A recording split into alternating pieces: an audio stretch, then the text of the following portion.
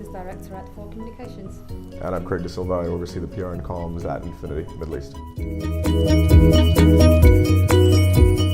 Okay, so the Infiniti Q30 was Infiniti's first ever premium hatchback in the compact segment. Obviously, the challenge with this is both globally and regionally. You've got a segment, which is the hatch segment, which is so competitive and offers the end consumer such a variety of choices across brands and vehicles that you really need to stand out. The pressure, obviously, from an Infiniti perspective, it's an all-new car. It's launching in a market like the Middle East. It's never been seen before. It's never existed in the segment before. So how do we really take control of the market, the conversation? And again, given an environment where sales were starting to decline and it had become challenging for us as automotive manufacturers to operate in this region. So from a high-level perspective, this was the brief that was given to For Communications, and I think they nailed it, but I'll let Baiba take you guys through more of the details around that. Infiniti is a challenger brand, always has been, and this particular model was a challenger in its own segment. So really our campaign had to focus on that. So it was called Born to Challenge, and it was all about challenging perceptions of the audience about having this new model in the segment where perhaps they didn't expect to see Infiniti in the past, challenging perceptions of the media. We did not launch this car in the UAE, which is the standard launch pad for most manufacturers. We took it to Lebanon. We did something different. We took it out of the hub, so to say. And then challenging perceptions of people on the ground. Infiniti Q30 was launched in Lebanon in a stunning showcase where invited Patrick Rochon, which was one of, actually, I think the only world's leading light painter, to create this amazing visual showcase of the car. We brought more than 1,000 people together for the launch, and they watched it live, how he was transforming the Infiniti Q30 into a stunning showcase of light and colour.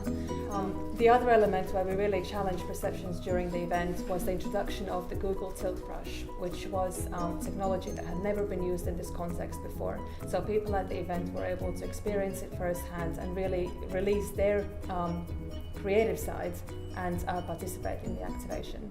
We also had a very strong focus on the media in the region and, of course, on the ground in Lebanon. We had a 2-day drive event which involved automotive business and news media from the local market as well as from the region. During the 2 days, they were able to experience the car, really understand its place in the segment, the advantages it brought, as well as, of course, the power and the performance and the stunning design. And unlike a typical media drive, I think what Ford did really well was going in line with that theme of Born to Challenge. We made the drive challenging. It wasn't your standard sit in the car and drive it. They had waypoints where they had to answer clues, questions about the car based on the product briefing that they did. Some of them got lost along the way, which was fun and exciting, not so much for me. But overall, it was integrating that challenge theme across the board in every single aspect and layer of the entire launch event. And it worked out really well.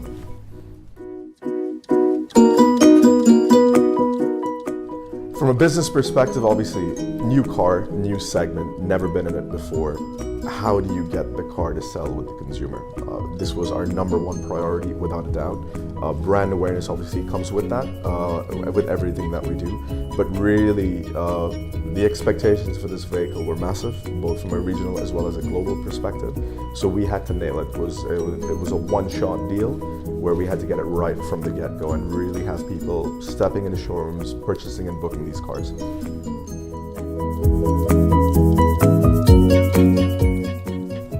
Again, from a business perspective, the measurement for this was sales, and sales. Infiniti as a whole enjoys a good, positive brand awareness and perception in the region, which is great from a manufacturer standpoint. But we needed to sell cars. It's a new car, new segment. We needed customers getting behind the wheel. We needed to really incite their appetite to make them choose our vehicle versus the 20 others that are available from competition. And again, from a brand perspective, you're going into a segment where you're starting off with 0 market share in an extremely competitive segment. And the goal was to really increase that to a significant number.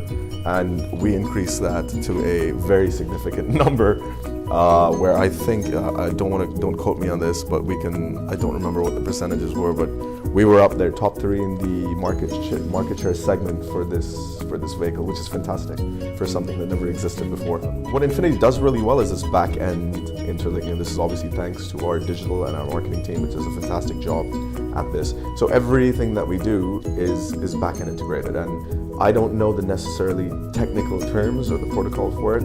However, everything that is done, from the event, for example, with Patrick Rochon, everyone who registered for the event were done through iPads, where they were directly interlinked with our system, and that then tracks you. And once you're in the system, you're in the system. We can then track which showroom you go to, whether you come back to our website, whatever you fill in, and it's almost like stalking. I should not say that. It's almost like stalking, but it's not. But it's really having an understanding where we can measure every single person that interacted with that across the board. What was also really good is the content that we got out of it from Patrick Rochon and everything else. We continue to leverage on throughout, on digital, on social media, on the internet, on YouTube.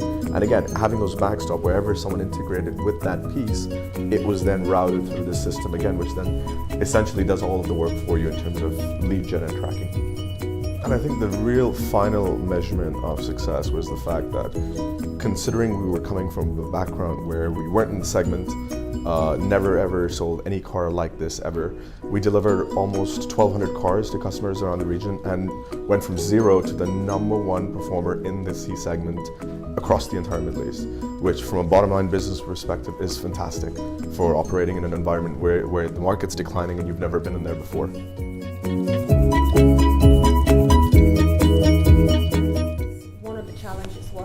Managed to stay true to the campaign positioning throughout.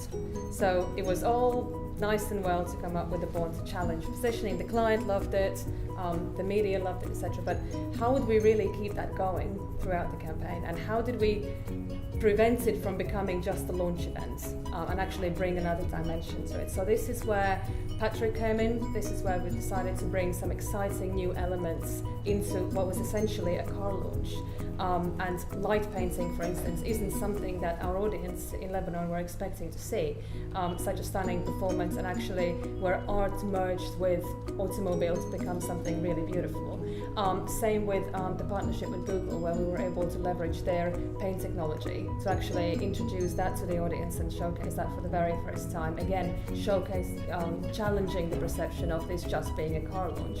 And same with the media that we had on the ground, them being able to participate in the drive, being able to participate in the actual program that we put together, sort of having those little challenges along the way, really learning about the brands, I think is what brought it all together.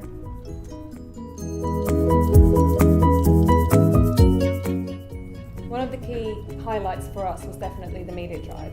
And it's not very often that we actually get to spend so much time with the media. And actually here we had 2 days of uninterrupted FaceTime with some of the region's leading publications, so both on business, news and automotive side and lifestyle as well. So what we were able to really achieve is, I believe they're left with a really thorough understanding of the car, of Infiniti as a brand, of what it is that we were trying to achieve.